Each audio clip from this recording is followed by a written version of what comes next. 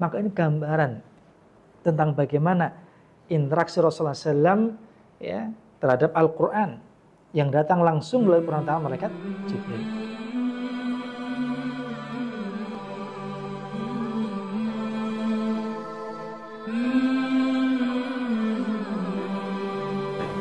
Bismillahirrahmanirrahim. Assalamualaikum warahmatullahi wabarakatuh.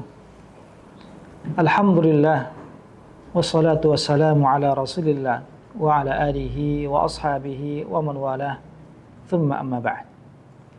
Pemirsa Tabligh TV yang dirahmati Allah Subhanahu wa taala, alhamdulillah kita masih berada di tengah kehangatan bulan suci Ramadan.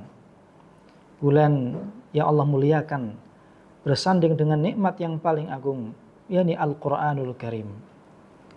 Bulan yang keindahannya bertampur pahala, bertabur keberkahan daripada Allah Subhanahu wa taala. Dan di antara sebab utamanya adalah hadirnya Al-Qur'an di tengah-tengah kita, yang menjadi petunjuk daripada kehidupan kita. Kama qala ta'ala, sebagai Allah taala firmankan di dalam surah Al-Baqarah 185, Syahrul Ramadan alladzi unzila fihi al-Qur'an hudan lin-nas wa bayyinatin minal huda wal furqan. Bulan Ramadan ya Allah turunkan di dalamnya Al-Qur'an sebagai petunjuk bagi umat manusia serta pembeda bagi mereka antara yang hak dengan yang batil. Maka diturunkannya Al-Qur'an di bulan Ramadan menjadi spirit salafun salih, terlebih tauladan kita Rasulullah Muhammad sallallahu alaihi wasallam. Dalam beliau beribadah kepada Allah SWT, maka beliau betul-betul bersungguh-sungguh. Beliau betul-betul mencurahkan segenap tenaga, pikiran beliau, bahkan harta beliau untuk menyambut dan menjamu bulan Ramadan dan berbagai amal ketaatan, terkhusus sebab turunnya Al-Quran di dalam bulan Ramadan. Lalu bagaimanakah kebiasaan salafun salih? Orang-orang saleh terdahulu ketika datang Ramadan, bagaimanakah interaksi mereka, kebersamaan mereka dengan Al-Quran yang merupakan hadiah terindah dari Allah Ta'ala. Sebelum kita menilik bagaimana kebiasaan salafus saleh, interaksi mereka dengan Al-Quran, mari kita simak ya, bagaimanakah teladan daripada baginda Rasulullah Muhammad sallallahu alaihi wasallam, interaksi beliau dengan Al-Quran di bulan Ramadan. Di antara disebutkan dalam hadis yang dibawakan oleh sahabat yang mulia Abu Hurairah radhiyallahu ta'ala anhu, beliau pernah berkata, kana ya'ridhu 'ala an-nabi sallallahu alaihi wasallam al-Qur'an kulla 'amin marratan. Adalah malaikat Jibril alaihissalam yang datang menemui Rasulullah SAW untuk mengajarkan Al-Quran kepada beliau kulla 'amin marratan, ya, sekali dalam 1 tahun. Ini memurajaah di hadapan Rasulullah SAW Al-Quran secara penuh. Fa'aradha alaihi marratain fil 'amil ladzi qubidha. Namun pada tahun di mana Rasulullah SAW diwafatkan, malaikat Jibril bahkan datang 2 kali ya, untuk mengajarkan memurajaah Al-Quran ya, di hadapan Rasulullah Muhammad SAW. Wa kana ya'takifu kulla 'amin 'ashran fa'takafa 'ashrina fil 'am alladzi qubidha fihi. Demikian pula Rasulullah SAW beriktikaf 10 hari terakhir di bulan Ramadan, namun di tahun beliau wafat, beliau beriktikaf bahkan 20 hari.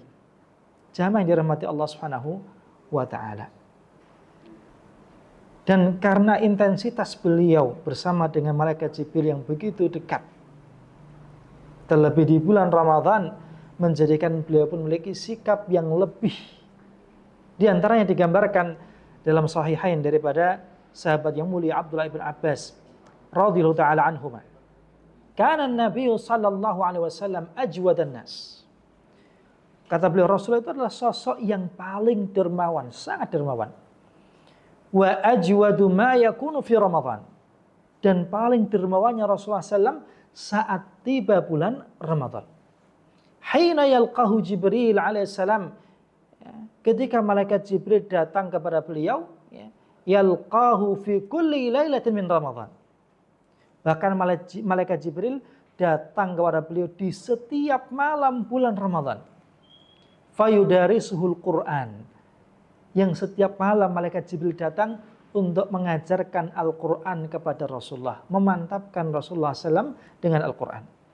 Fala Rasulullah SAW ajwadu bil khairi minar rihil mursalah.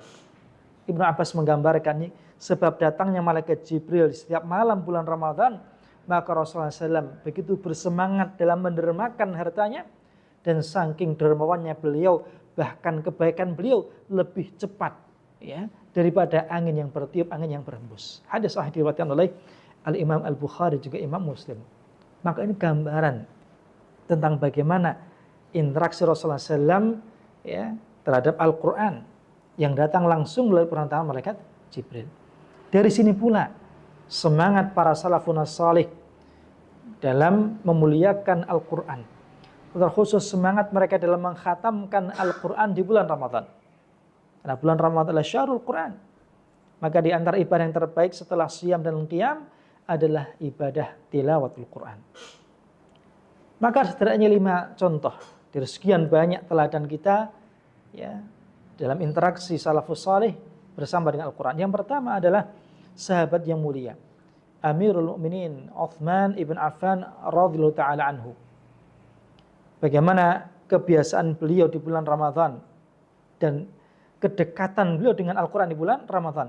Dikabarkan bahwa beliau menghidupkan malamnya, menghidupkan hari-hari Ramadannya dengan tilawatul Quran, yang bahkan beliau mengkhatamkan setiap rakaat salat beliau 1 Al-Quran penuh. Yang kedua, sosok ulama yang bernama Al-Aswad ibn Yazid rahimahullah ta'ala, seorang ulama besar tabi'in yang beliau wafat di tahun antara 74 atau 75 Hijriyah di Kufah. Disebutkan beliau mengkhatamkan Al-Quran di bulan Ramadan setiap 2 malam ya. Setiap 2 malam beliau mengkhatamkan Al-Quran. Sebagai perkataan Ibrahim An-Nakhai rahimahullah ta'ala, kana al-aswad yakhtimul Qur'ana fi Ramadan fi kulli lailatain. Adalah Al-Imam Al-Aswad mengkhatamkan Al-Quran di bulan Ramadan setiap 2 malam. Jamaah yang dirahmati Allah Subhanahu wa ta'ala. Ditambah lagi contoh yang ketiga, masih dari kalangan tabi'in, sosok ulama bernama Qatadah ibn Da'amah rahimahullah ta'ala, yang wafat kurang lebih tahun 60-61 Hijriah. Beliau adalah seorang murid daripada sahabat yang mulia Anas ibn Malik radhiyallahu ta'ala anhu, yang beliau memiliki kemampuan tafsir yang mumpuni, ulama yang pakar akan ilmu tafsir, bahkan disanjung oleh Al-Imam Ahmad ibn Hanbal rahimahullah ta'ala. Demikian pula disanjung oleh kibar tabi'in Sufyan ats-Tsauri. Beliau mengatakan bahwa tidak ada di muka bumi ini yang semisal dengan Qatadah. Maka disebutkan oleh seorang ulama salaf, Salam ibn Abi Muti', kana Qatadah yakhtimul Qur'an fi sab'in. Kebiasaan Imam Qatadah adalah mengkhatamkan Al-Quran setiap 7 hari. Wa idza jaa Ramadan khatama fi kulli 3. Ketika datang Ramadan, beliau mengkhatamkan setiap 3 hari. Fa idza jaa al-ashru khatama kulla lailah. Maka jika telah datang 10 hari yang terakhir, beliau mengkhatamkan setiap malamnya. Jadi setiap hari di 10 terakhir itu beliau mengkhatamkan Al-Quran. Masya Allah. Jamaah yang dirahmati Allah Subhanahu wa ta'ala. Masih ada lagi contoh yang lain. Kedekatan salafus salih dengan Al-Quran di bulan Ramadan adalah Al-Imam Muhammad ibn Idris Asy-Syafi'i rahimahullah ta'ala, atau yang kita kenal dengan Al-Imam Asy-Syafi'i ya, yang mazhab beliau masyhur ya, bahkan banyak diterapkan ya, di negeri kita Indonesia ini. Disebutkan oleh murid beliau Ar-Rabi' ibn Sulaiman rahimahullah ta'ala, kana Asy-Syafi'i yahtimul Qur'an fi syahri Ramadan 60 khatmah. Adalah Al-Imam Asy-Syafi'i rahimahullah ta'ala, beliau mengkhatamkan Al-Quran di bulan Ramadan ya, 60 khatmah, 60 kali khatam. Artinya dalam 1 hari beliau sampai mengkhatamkan 2 kali daripada Al-Quran. Jamaah yang dirahmati Allah Subhanahu wa ta'ala. Itu gambaran di antara para salafun salih. Semangat dan ghirah mereka dalam mendekatkan diri kepada Allah Ta'ala dengan perantaraan Al-Quran. Namun pertanyaannya, apakah mengkhatamkan Al-Quran itu wajib di bulan Ramadan? Dan sebagaimana proporsi kita, kalau dibandingkan antara kita dengan salafus salih mungkin kiranya begitu jauh. Bainas sama'i was sumur, mungkin antara langit dengan sumur. Namun paling tidak kita berusaha untuk mengkhatamkan Al-Quran. Dan pertanyaannya adalah, wajibkah kita mengkhatamkan Al-Quran di bulan Ramadan? Al-Imam An-Nawawi rahimahullah ta'ala beliau menyampaikan, hal tersebut berbeda hukumnya, tergantung pada kemampuan masing-masing, ya, dan juga orang yang sibuk pikirannya, orang yang berusaha tetap dia berusaha sesuai kemampuannya untuk mengkhatamkan Al-Quran. Demikian kiranya orang yang sibuk dengan menyampaikan ilmu, sibuk dengan urusan agama, atau sibuk dengan urusan umat, maka dia pun tetap berkewajiban untuk mengkhatamkannya sesuai dengan kemampuannya. Sedangkan selain daripada mereka tadi yang tidak memiliki kesibukan yang lebih, hendaklah memperbanyak bacaan Al-Quran dan jangan sampai termasuk orang yang lalai. Setidaknya batas minimalnya, minimal kita berusaha mengkhatamkan 1 kali dalam bulan Ramadan. Ya, dan tentu kita harapkan yang lebih daripada itu agar kita memiliki pundi-pundi pahala yang besar di sisi Allah Subhanahu wa taala. Lalu bagaimana pula dengan larangan mengkhatamkan Al-Qur'an kurang daripada 3 hari? Jadi kalau disebutkan Imam Syafi'i sampai-sampai belum mengkhatamkan 60 kali khatam dalam 1 Ramadan. Bukankah ada hadis yang menyebutkan dari sahabat Abdullah bin Amr radhiyallahu anhuma, beliau pernah berkata, "Ya Rasulullah, kam aqra'ul Qur'an?" Ya, ini, wahai Rasulullah, berapa hari aku boleh mengkhatamkan Al-Quran? Qala, beliau menjawab, fi syahr, 1 bulan. Qala inni aqwa min dzalik. Ya Rasulullah, saya mampu lebih daripada itu. Ini lebih singkat daripada 1 bulan. Wa tanaqasahu, dan sampai beliau terus nego agar disingkatkan lagi. Hatta qal, sampai Rasul mengatakan, iqra' fi sab'in, khatamkan dalam 7 hari. Qala, ya, Abdullah bin Amr bin As, beliau masih berkata lagi, ya Rasulullah, inni aqwa min dzalik, saya masih mampu lebih daripada itu. Qala, Rasulullah berkata, la yafqahu man qara'ahu fi aqalla min 3. Ya, tidaklah memahami Al-Quran orang yang mengkhatamkannya kurang dari 3 hari. Maka ada 2 poin di sini. Yang pertama, isyarat bahwa larangan mengkhatamkan kurang daripada 3 hari ini adalah bacaan untuk memahami atau bacaan yang minimal, ya, untuk seorang bisa memahami isi Al-Quran.